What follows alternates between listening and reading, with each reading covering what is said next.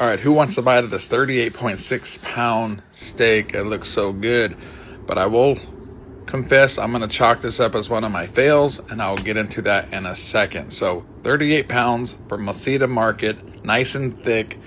So we got to build some flavor. So we're going with the horseradish as a binder, pulling out the Traeger beef rub, going nice and thick on all sides. And then we're going to pull out the butcher's twine because it's such a big piece of meat. It'll loosen up during the cook, and I just want it to stay together. So I'm going to go around it once, nice and tight, and it will hold its shape during the cook.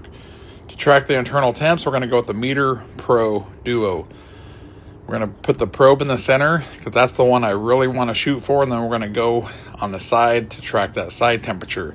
I knew I was in trouble once the center one went in because the center of the steak was still frozen solid, and it had been thawing for 2 days. So $275 on the Traeger Woodridge Pro.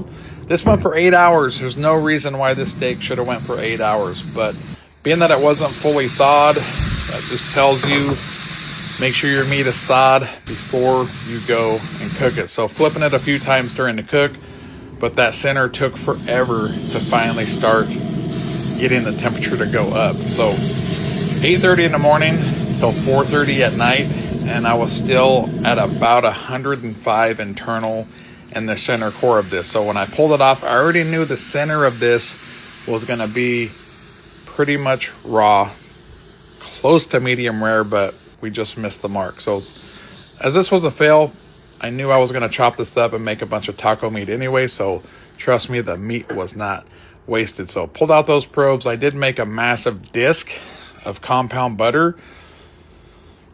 Got oregano, we've got pepper flake, got butter, mixed it all up, put it in the fridge, and made such a massive disc of compound butter. Such a big piece of meat. Like I said, we want to build flavor and melt that on there. So once this rested for about 20 minutes or so, took the knife and went down the middle.